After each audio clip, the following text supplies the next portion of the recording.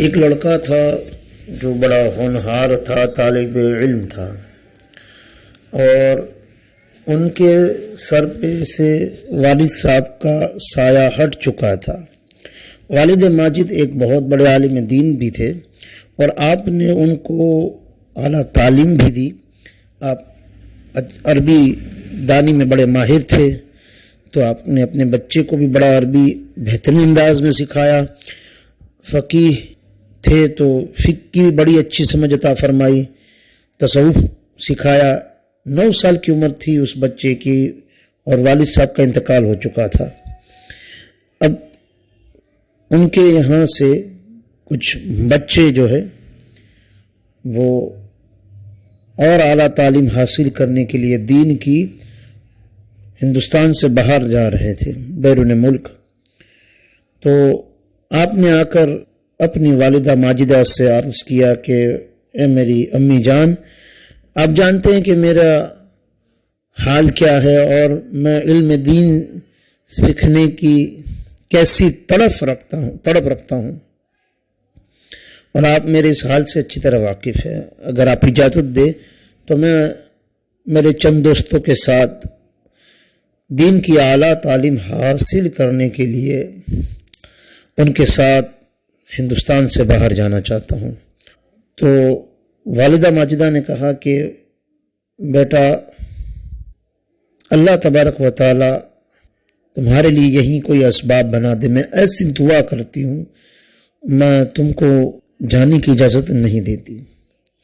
والدہ ماجدہ نے جب یہ جملہ کہا تو آپ وہیں رک گئے، لیکن آپ کی جو علم سیکھنے کی اور علم حاصل کرنے کی، علم طلب کرنے کی جو آپ کی پیاس تھی، وہ مزید اس میں برتری ہو گئی، اس لیے کہ ایک تو یہ تھا کہ آپ جا رہے تھے، اب یہ ہے کہ آپ نہیں جا رہے۔ تو لیکن چونکہ والدہ کا حکم تھا، اور والدہ کے حکم کی پاسداری بھی کرنا ضروری تھی، اس لیے آپ رک تو گئے، لیکن بڑے تشویش میں تھے کہ آپ کے دوست یار سب اعلیٰ تعلیم کے لیے گئے، آپ رک گئے۔ خیر، آپ فجر کی نماز پڑھ کے سمندر کے کنارے جا رہے تھے کہ ایک بزرگ شخص آپ کو ملے۔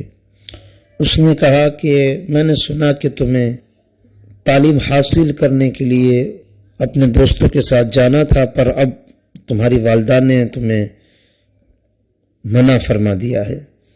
تو ایک کام کرنا، فلاں جگہ جو دیکھ رہے ہو، میں روزانہ وہاں آؤں گا اور آپ کو تعلیم دوں گا، لیکن یہ بات آپ کے اور میرے درمیان رہے، کسی تیسرے کو اس کے معاملے میں پتہ نہ چلے، ورنہ پھر میں نہیں آؤں گا پڑھانے۔ آپ بہت خوش ہو گئے اور ان سے علم حاصل کرنے لگے۔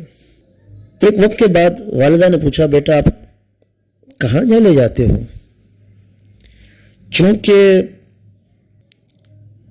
اس بزرگ نے بتانے سے منع کیا تھا، لہذا کیا کریں، اگر بتا دیں گے تو کل سے وہ بزرگ پڑھانے ہی نہیں آئیں گے، اور نہیں بتائیں گے تو یہاں بھی ماں کا حکم ہے۔ خیر، آپ نے اپنے والدہ کے حکم پر جواب دے دیا کہ میں سمندر کے کنارے پر جو جگہ ہے وہاں پر ایک بزرگ آتے ہیں، مجھے پڑھاتے ہیں، لیکن وہ اب نہیں آئیں گے۔ کہا کیوں نہیں آئیں گے؟ کہا کہ ایسا ہے کہ انہوں نے مجھ سے کہا تھا کہ تم اگر کسی کو بتا دو گے تو پھر میں نہیں آؤں گا۔ خیر، اب وہ جب وہاں پہنچے تو وہ بزرگ نہیں آئے تھے۔ آپ گھر آئے، بہت اداس تھے، آنکھوں میں آنسو بھی تھے، اور اللہ کاش ہمیں بھی علم دین کا ایسا شوق و ذوق عطا فرما، ہمارے بچوں کو بھی عطا فرما۔ یہ علم دین حاصل کرنے کی تڑپ تھی۔ والدہ نے پوچھا، بیٹا کیوں غمزدہ ہو، کیوں اداس ہو؟ کہا امی وہ نہیں آئے بزرگ جو مجھے سکھاتے تھے۔ آپ کی والدہ کو کیونکہ وہ کوئی عام تو تھے نہیں، وہ خاص تھے، نیک، پرہیزگار، متقی، تہجد گزار، اس نے رب کی بارگاہ میں عرض کی، مولا کہ میرے بیٹے کے لیے تو نے یہی سبب بنا دیا، اسباب بنا دیے تاکہ وہ یہی علم حاصل کرے، تو مولا میرے بیٹے پہ کرم فرما، اور جو علم وہ حاصل کرنا چاہتا ہے وہ یہیں رہ کر وہ حاصل کر لے۔ بیٹا جب دوسرے دن صبح وہاں پہنچا تو وہ بزرگ وہاں موجود تھے، انہوں نے ایک لقمہ چبایا اور ان کے منہ میں ڈال دیا، کہا کہ تیری والدہ کی دعا رنگ لائی ہے، پہلے تیری والدہ کی دعا پر ہی میں یہاں تجھے پڑھانے آیا تھا، اور سن لے کہ میں خضر ہوں، اور تیری والدہ کی دعا کے اثر کے سبب ہی مجھے پھر آنا پڑا ہے، لیکن اب میں نہیں آؤں گا، لیکن مجھے آنے کی ضرورت بھی نہیں پڑے گی۔ جب آپ نے اسے لقمہ کھلایا اس بچے کو، تو ساتوں زمین اور ساتوں آسمان آپ کے اختیار میں آ گئے، اور حجابات سے پردے اٹھ گئے، آپ نے وہ حاصل کر لیا جو شاید آپ ادھر بیرون ملک بھی جاتے تو نہ کر پاتے۔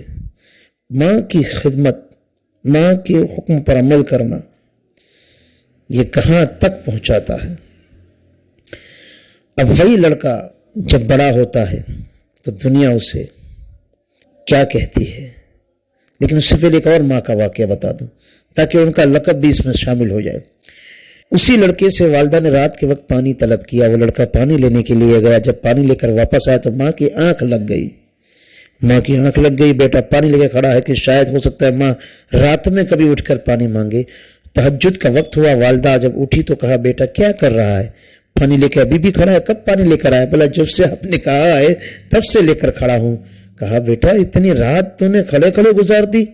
کہا ہاں والدہ، ہو سکتا ہے آپ کو کبھی رات میں آنکھ کھلے اور پانی نہ پائے تو ادب کے خلاف ہوگا نا۔ کہا یا اللہ، یہ میرا بیٹا، میں اس سے راضی ہوں، تو بھی اس سے راضی ہو جا، تو اسے کتب بنا دے، تو اسے کتب بنا دے، تو اسے اعلیٰ مقام عطا فرما، اسے مخدوم بنا دے، اس نے میری خدمت کی، اسی تیری خلق کی بھی خدمت کرے۔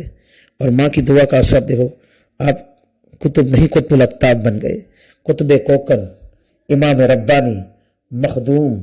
آپ کا لقب اسی لیے مخدوم پڑا کہ آپ نے والدہ کی بڑی خدمت کی۔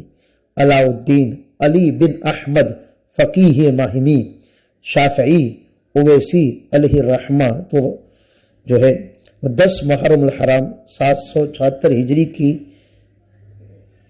آپ کی ولادت ہے، 776 ہجری میں ولادت ہوئی آپ کی۔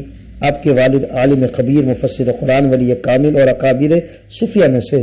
تذکرہ نگارہ نے آپ کی تصانیف کی تعداد 100 سے زائد بتائی ہے، مگر اب تک 23 کتب کے نام حاصل ہو سکے ہیں، صرف 13 دستیاب ہیں، اور ان میں سے بھی صرف جن میں سے فصوص الحکم کی شرح خصوص النعم اور تفسیر مہائمی مشہور ہے۔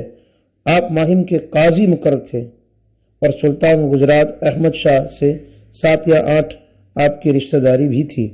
835 ہجری میں آپ کا وصال ہے، جمادی الاخر، یعنی یہی وہ مہینہ ہے جس میں آپ کا عرس سرا بقرس ہوتا ہے۔ آپ کا مبارک قصبہ ماہم میں ہے، اور عام عوام و خواص سارے آپ کے عرس سرا بقرس میں شامل ہوتے ہیں، لیکن پہلی سلامی دینے کے لیے وہاں کی پولیس والے آتے ہیں۔ اللہ تعالیٰ ان کی فضل و برکات سے مالا مال فرمائے، اور ہمیں بھی والدین اور والدین کی خدمت کرنے کی توفیق عطا فرمائے، اور والدین کے فرما بردار بنائے۔ صلی اللہ علیہ وسلم۔